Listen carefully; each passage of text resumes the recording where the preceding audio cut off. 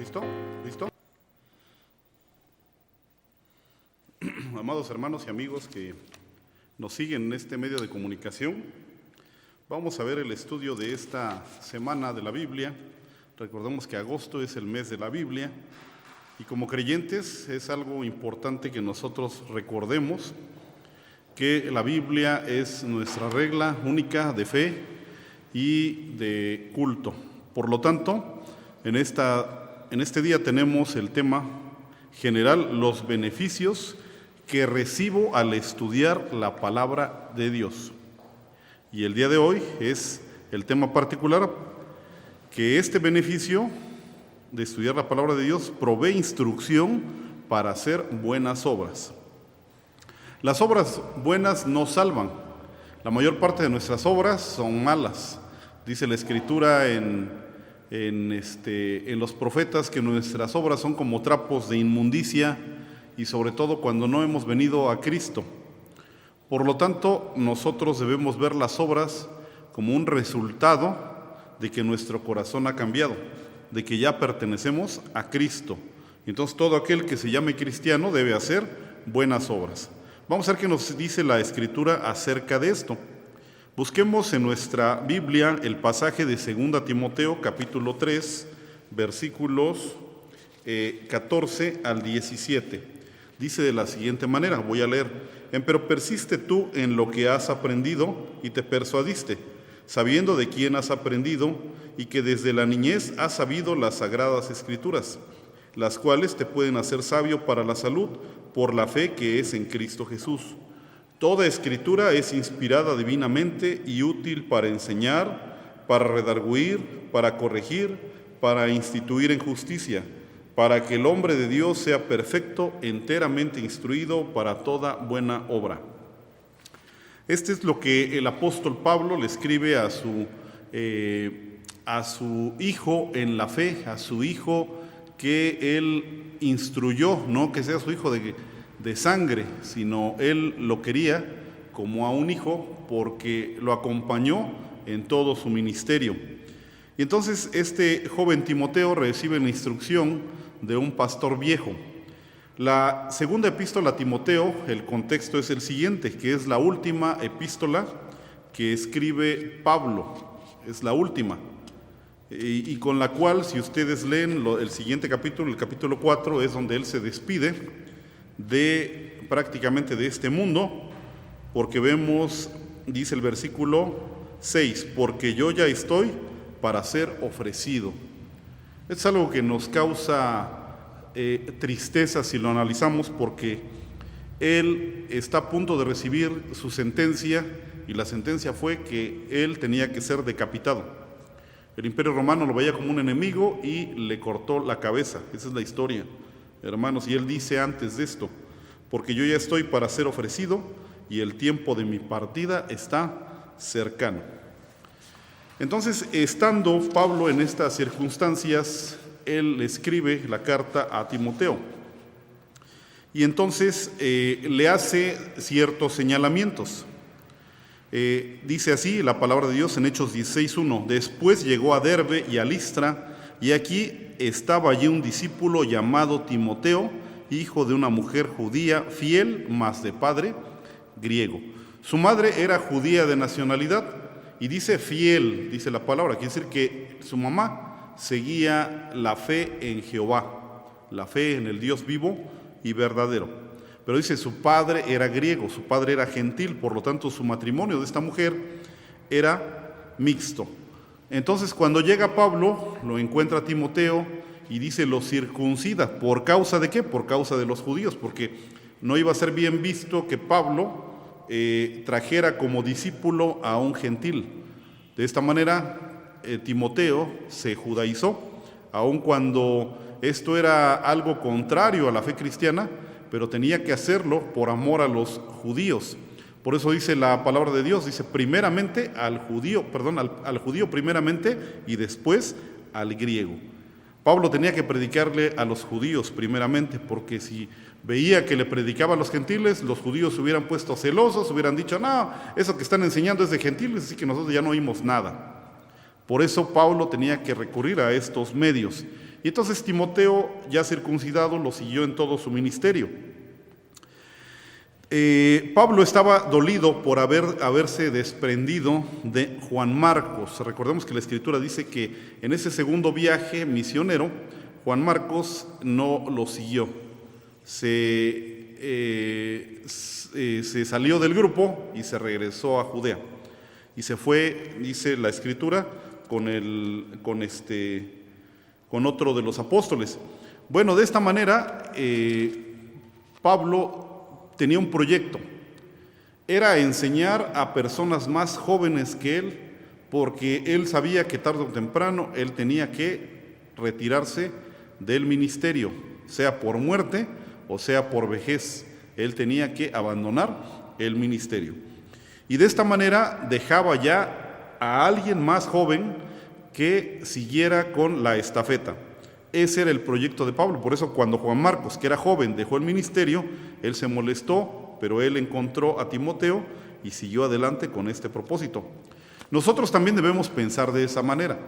Nosotros debemos enseñarle a los más jóvenes en la Escritura, en el estudio, en el hacer temas, en el enseñar a la iglesia, porque no somos eternos, tarde o temprano nos vamos a ir, y por lo tanto los más jóvenes deben tomar esta estafeta.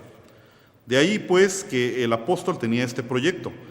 Y le dice también en otra ocasión, dice su mamá lo instruyó y también su abuela. Es lo que dice así en 2 Timoteo 1:5, trayendo a la memoria la fe no fingida que hay en ti, le dice a Timoteo, la cual residió primero en tu abuela Loida y en tu madre Eunice, y estoy cierto que en ti también. Su abuela también era judía y su mamá eran judías. Le enseñaron las Sagradas Escrituras desde pequeñitos. Estas mujeres cumplieron con lo que decía la ley de Moisés en Deuteronomio capítulo 6, versículo 2.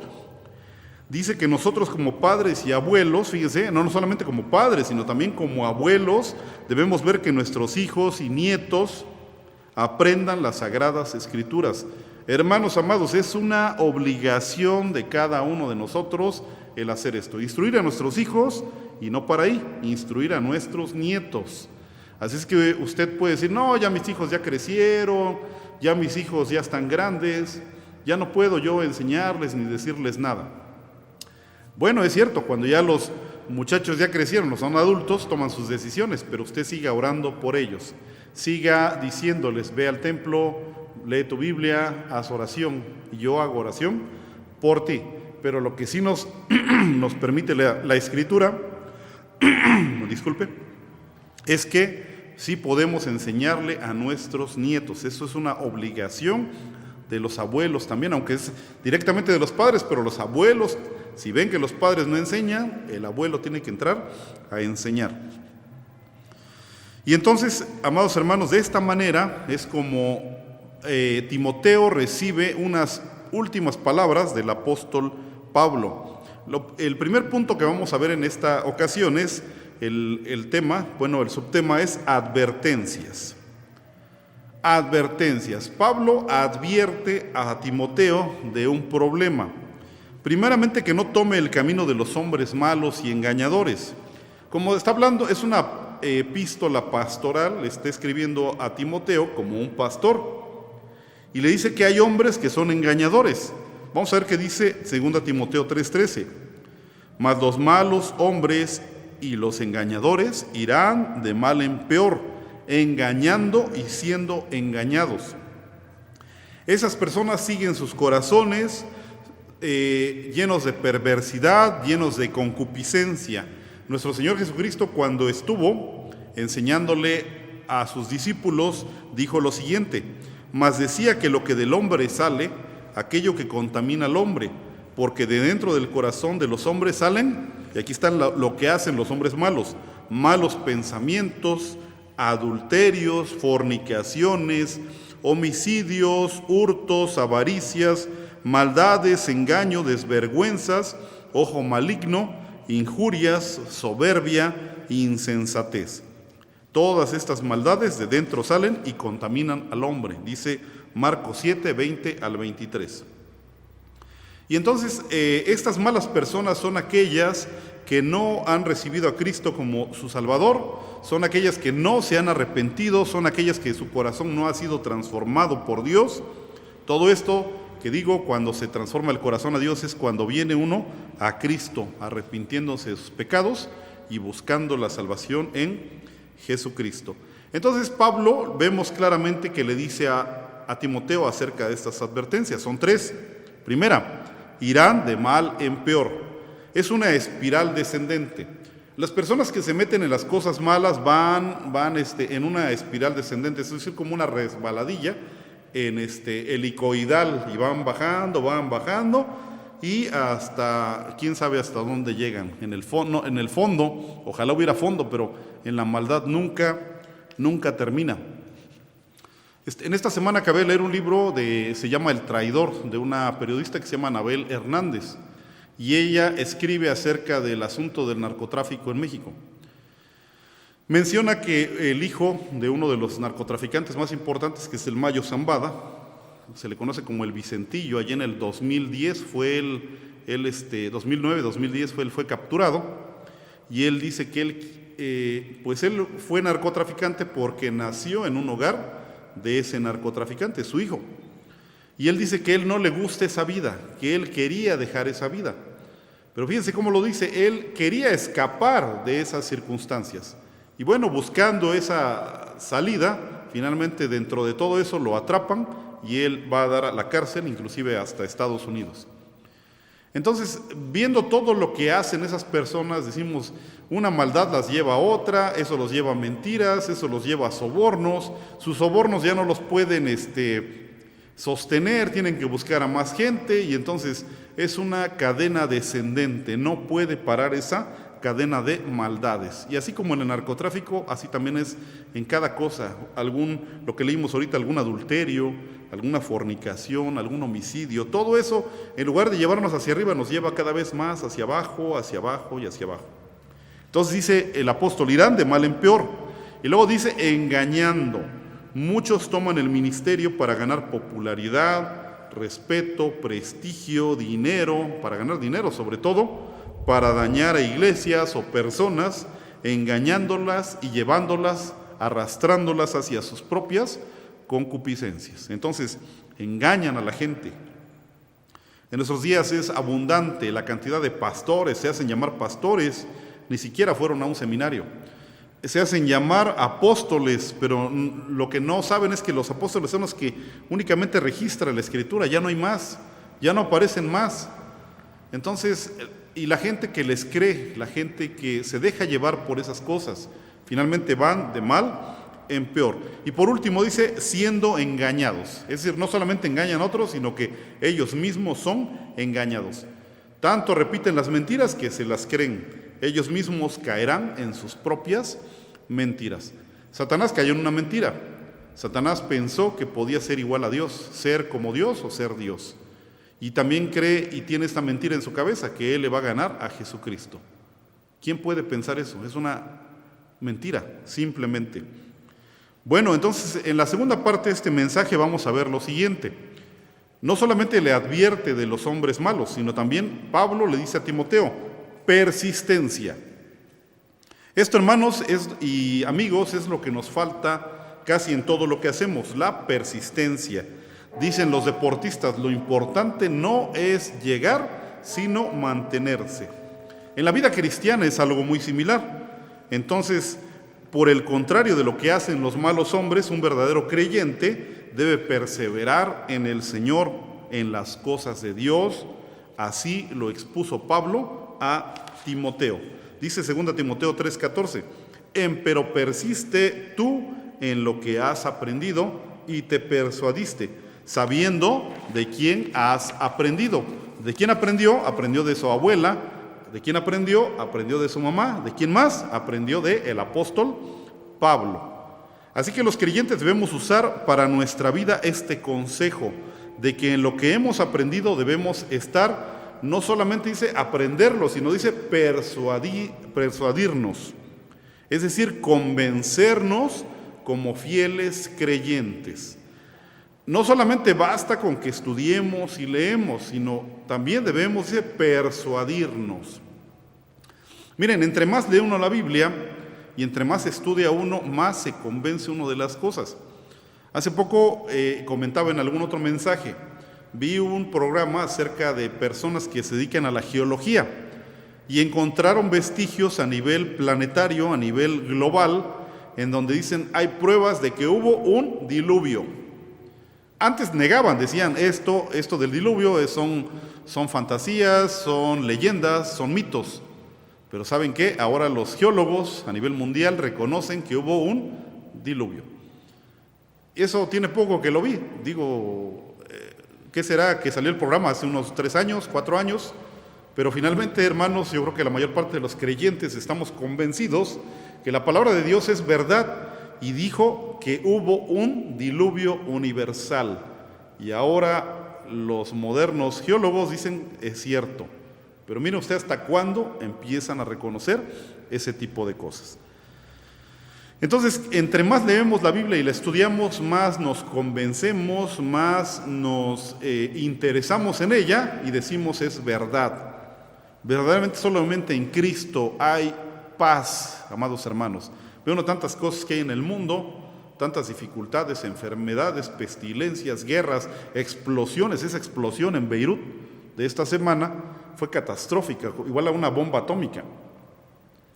Ve uno todas esas desgracias y dice uno, Dios mío, ¿qué es de este planeta? Vemos los sismos, el sismo que pasamos hace unos meses aquí en México, y todo eso nos llena nuestra mente de zozobra en el corazón. Pero solamente en Cristo, amados hermanos, hay paz, hay tranquilidad, hay la capacidad de tener fe y decir, Señor, en ti, en tus manos se encuentra todo. Así que, hermanos, entonces también Pablo le dice así, persiste, es decir, no te dejes vencer, sigue adelante, lleva ese énfasis, esta palabra del apóstol Pablo a Timoteo, persiste, sigue adelante, si caes, levántate, avanza, no te desanimes, prosigue al blanco. Así como decía el apóstol Pablo, yo prosigo al blanco, decía. Entonces, hermanos, así nosotros debemos pensar en esto. Seguir en la fe, seguir, amados hermanos, estudiando las Sagradas Escrituras. Porque dice, lo que has aprendido. ¿Qué es lo que aprendió Timoteo? Las Sagradas Escrituras. Dice, desde la niñez, desde tu edad más joven. ¿A los cuántos años un niño judío era destetado? A los 3, entre los 3 y los 5 años era destetado. Es decir, le quitaban el pecho materno. Y después de eso comenzaba su educación. ¿Qué estudiaban los niños judíos? Lo que estudiaban era la Torá, es decir, el Pentateuco.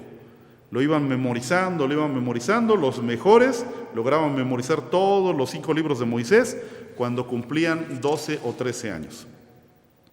Esos niños conocían, no todos por supuesto, pero algunos lograban hacer esa memoria. Timoteo posiblemente era uno de ellos, tenía gran madera precisamente para ser pastor. Lo que has aprendido. Otro, lo que te persuadiste. Fíjense cómo Pablo le dice a Timoteo, te persuadiste, te convenciste. Estás con ese convencimiento. Eso ya lo referimos ahorita. Es decir, de lo que está convencido de que Jesucristo es el Mesías, que Jesucristo es el Señor de todo, Él es el que juzgará a los vivos y los muertos. Él es el que cumplió y cumplirá las Sagradas Escrituras cabalmente, y solamente mediante la fe en Jesucristo es posible eso. El que viene a Cristo y lo acepta como su Salvador, en automático, casi así en automático, se convence de las Sagradas Escrituras, que son fieles, que se cumplen y que se cumplirán en todas sus profecías. Bien, hermanos, entonces ya vimos el primer tema, que es advertencias, vimos en la persistencia y vamos al último de este mensaje, estar equipados. ¿Cómo? ¿Equipados? ¿Cómo es eso de equipados? En la Escritura, en el tema que estamos tratando, en el segmento de la palabra de Dios, no dice equipados. Bueno, vamos a discutir esto. Cuando en el versículo de 2 Timoteo 3:17 dice, para que el hombre de Dios sea perfecto, enteramente instruido, esta palabra, para toda buena obra. Enteramente instruido para toda buena obra. Aquí está. La lectura de la Biblia me lleva a, dice nuestro título, provee instrucción para hacer buenas obras. Entonces dice ahí, totalmente instruido para buenas obras. Cuando dice instruido, la palabra griega que se usaba, bueno, repito otra vez esto, el Nuevo Testamento, su original fue escrito en griego, por lo tanto es importante siempre revisar el griego. Y entonces esta palabra instruido tiene un uso en la antigüedad referido al asunto de los barcos, de las naves que zarpaban en los puertos y que surcaban los mares, el mar Mediterráneo. Sobre todo es lo que el mundo grecolatino tenía como lugar en donde sus naves pues se movían. Cuando dice instruido, entonces esta palabra se refiere a los barcos que estuvieran totalmente equipados para la misión, viaje, trayecto, ruta. Cuando llenaban los barcos que zarpaban del puerto con alimento, agua, instrumentos de navegación, velas, muebles, esquife, es decir, la lanchita esa para poder llegar a tierra, el esquife, etcétera, eran capaces, ya cuando iban bien equipados, eran capaces de llevar a sus pasajeros y su cargamento a su destino. Por ejemplo, de Alejandría, la ciudad que fundó Alejandro Magno, 300 años antes de Cristo, de ahí zarpaban los barcos llenos de grano de trigo y iban hacia el Imperio Romano, hacia la ciudad de Roma, por lo general, bueno, digo a los puertos cercanos a la ciudad de Roma. Entonces para Pablo él viajó muchas veces en barco y para Pablo era sorprendente ver esas máquinas gigantes. Bueno, los barcos en ese tiempo pues eran pequeños, pero para ellos se les hacían enormes, y eso para ellos era fantástico, ver esas naves surcando los mares. Y entonces, como veía los barcos así, dice, están equipados.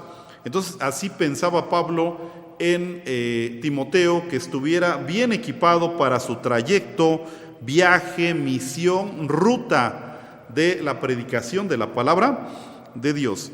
Pablo le recuerda el origen divino de las Escrituras. Le dice, toda palabra, dice, versículo 16, toda Escritura es inspirada divinamente.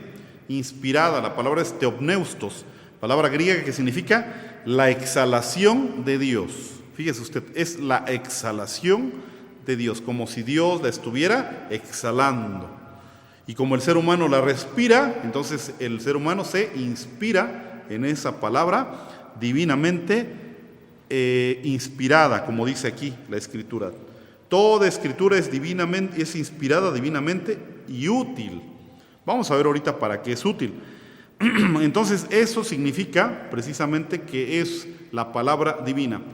Como toda, desde Génesis, nosotros tenemos nuestras Biblias desde Génesis hasta Apocalipsis. Desde Génesis el 1:1 hasta donde dice, hermanos, amén, sea así, ven, Señor Jesús, la gracia de nuestro Señor Jesucristo sea con todos vosotros. Dice entonces de esta manera el final de nuestras Escrituras, Apocalipsis 22:21, y dice amén. Desde que dice en el principio crió Dios, hasta donde dice la gracia de nuestro Señor Jesucristo sea con todos vosotros, amén. Toda esta Escritura que está involucrada entre estos dos pasajes, amados hermanos, es palabra de Dios. En la Iglesia Presbiteriana no pensamos que contiene la palabra de Dios, es decir, que solamente algunos versículos son palabra de Dios. No, nosotros estamos convencidos que toda, desde ese versículo inicial al versículo final, toda es inspirada por Dios. Y tenemos ahora entonces, ¿qué es lo que va a equipar la Escritura al creyente? Porque no solamente a Timoteo, dice, va a equipar al creyente. Vamos a ver, son 4 puntos. El primero, dice enseñar Pablo le enseñó a otros más jóvenes, como Juan Marcos, como Timoteo, para que cuando Pablo fuera retirado, alguien más siguiera la enseñanza. Esta enseñanza siguió y sigue aún hasta nuestros días. Yo fui enseñado por unos pastores más grandes que yo de edad. Yo aprendí, ahora yo trabajo y yo tengo que enseñarle ahora a personas más jóvenes. Estoy instruyendo a mi hijo, espero que él siga adelante. Le rogamos a Dios que así sea. Pero cada uno de nosotros tiene que ver que sea de esta manera. Alguien más dirá, pero a ver, yo no estoy estudiando para pastor. Alguien más dirá, yo no soy anciano, yo no soy diácono, yo no soy directivo de escuela dominical, directivo de alguna congregación. ¿Cómo es que yo tengo que enseñar para enseñar a otros? Pues usted tiene que aprender para enseñar a otros, porque usted como creyente de Jesucristo, que no tenga ningún otro cargo, usted es el responsable, le voy a decir, de enseñarle a sus compañeros de escuela, a sus compañeros de trabajo, a sus hermanos de sangre, a sus hijos, a sus nietos, a sus padres, a sus tíos, a sus vecinos, etcétera, a toda la gente que nos podamos encontrar dentro de nuestra trayectoria de vida. Somos responsables porque dice la palabra de Dios que nosotros somos como sacerdotes, gente santa, pueblo adquirido, real sacerdocio, dice Pedro. Entonces nosotros tenemos que enseñar la Escritura a estas personas que he mencionado. Por lo tanto, todos tenemos que aprender la palabra de Dios. El siguiente punto es redarguir. La palabra representa esto, reprochar. Es la palabra natural, reprochar, lo que significa que se analiza la vida y se encuentra lo que está mal.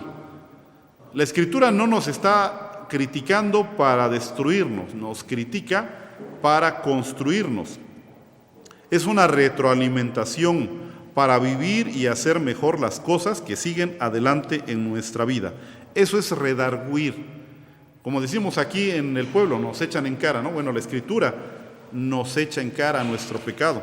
Porque mire usted, cuando la lee allí en la tranquilidad de su hogar, en la mañana, la está usted leyendo, que nadie le interrumpe, usted se da cuenta de que hay cosas que aplican totalmente a su corazón. Dice uno, he hecho mal y tengo que cambiar. Y ahí viene en consecuencia viene la siguiente palabra, corregir. Significa enderezar lo que está torcido. Eso es lo que significa esa palabra, enderezar lo que está torcido. Eso es corregir. Hay una ilustración acerca de esto. Había un varón que era alcohólico, empedernido, de esos de los que se pierden en el alcohol. Y de pronto le fue predicado Cristo, él se arrepintió, él fue cambiado, él fue transformado. Y sus compañeros de trabajo que ya no lo habían visto, de pronto cuando se lo encuentran le hacen burla, porque dicen, ahora es cristiano.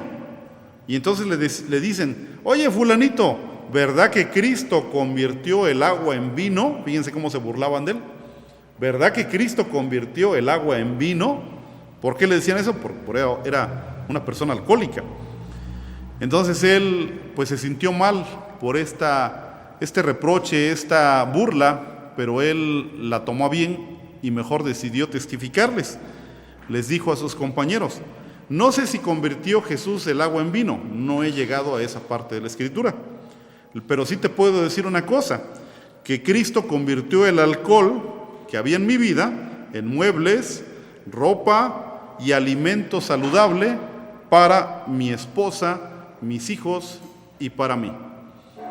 Su vida había cambiado y él estaba dando testimonio de lo que Cristo hizo en su vida. Esa vida fue corregida. Esa vida torcida fue corregida. Para eso tiene el poder la palabra de Dios. Por último, dice, para instituir en justicia. La palabra de nuestro Dios dice que el Señor Jesucristo, uno de sus nombres propios es el justo, así, con palabras mayúsculas, el justo. En el libro de los Hechos lo vemos de esa manera. La única justicia que es válida delante de Dios es la justicia de nuestro Señor Jesucristo. Nadie puede ser justo delante de Dios. Por la Sagrada Escritura nos damos cuenta de la obra sublime de la obra titánica, de la obra completa que hizo nuestro Señor Jesucristo. Solamente Cristo es el que puede transformar nuestra vida. Y la Escritura dice: santifícalos en tu verdad. Tu palabra es verdad.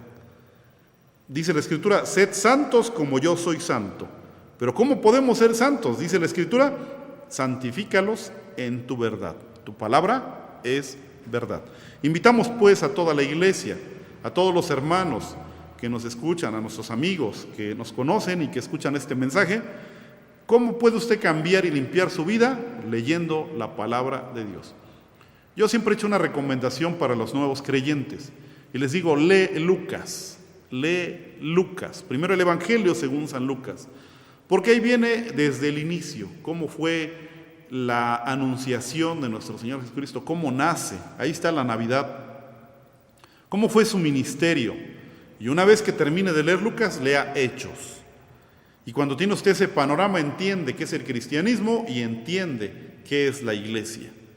Usted tiene un panorama muy completo. Después de eso puede empezar a leer los demás evangelios, y ya después de los evangelios lea las cartas, termina usted el Apocalipsis y ahora empieza a leer el Antiguo Testamento. Y tendrá usted un panorama hermoso y completo de la palabra de Dios. Vamos a ver las conclusiones. Primera conclusión: solo Cristo nos da el poder para perseverar, no depende de nosotros. Usted no puede, pídale a Dios, al Señor Jesucristo: Señor Jesucristo, ayúdame a perseverar en mi vida cristiana. Siguiente conclusión: la palabra de Dios es poderosa en el corazón solamente mediante la fe en Dios. La palabra de Dios es poderosa. Mucha gente la lee y dice: son cuentos judíos, son leyendas judías. Pero solamente tiene poder cuando usted acepta a Jesucristo. Siguiente conclusión: el equipamiento que la Escritura nos da es para que perseveremos en las buenas obras. Dice así un texto en Tito capítulo 2, versículos 11 al 13. Porque la gracia de Dios, que trae salvación a todos los hombres, se manifestó, enseñándonos que, renunciando a la impiedad y a los deseos mundanos, vivamos en este siglo templada y justa y píamente, esperando aquella esperanza bienaventurada y la manifestación gloriosa del gran Dios y Salvador nuestro, Jesucristo. Jesucristo dijo que va a regresar nuevamente. Esa es la expectativa que tiene el cristiano. El cristiano cada día que le llega, cada día que él amanece, él dice: será hoy que venga mi Señor Jesucristo. Cada creyente debe estar preparado y debe llamar al Señor Jesucristo: amén, sea así, ven Señor Jesús. Por lo tanto, el creyente no vive la vida pensando en el día de mañana o pensando dentro de un año, dentro de 5 años o dentro de 20 años. El creyente piensa en la eternidad, cuando esté con su Señor Jesucristo en la eternidad. Así debemos pensar cada uno de nosotros. Los invito para concluir este mensaje con una oración. Vamos a cerrar nuestros ojos, inclinemos nuestro rostro, vamos a orar. Padre celestial, te damos las gracias porque permitiste que hayamos estudiado tus sagradas escrituras, que tú inspiraste. El teopneustos es la exhalación de Dios, que tú exhalaste, Dios Todopoderoso, y que tuviste a bien, Señor, entregársela a algunos varones que tú preparaste y que tú santificaste para que la escribieran, y ahora la tenemos, Señor, en nuestras manos. Te damos las gracias porque esta es la semana de la Biblia y porque podemos estudiarla y podemos aprender a hacer buenas obras. No podemos hacer buenas obras por nuestra parte, pero sí si estamos en Jesucristo. Te damos gracias, Señor, por el conocimiento de tu palabra y te pedimos que nos des fortaleza para seguirla estudiando. En el nombre de nuestro Señor Jesucristo te suplicamos esto. Amén.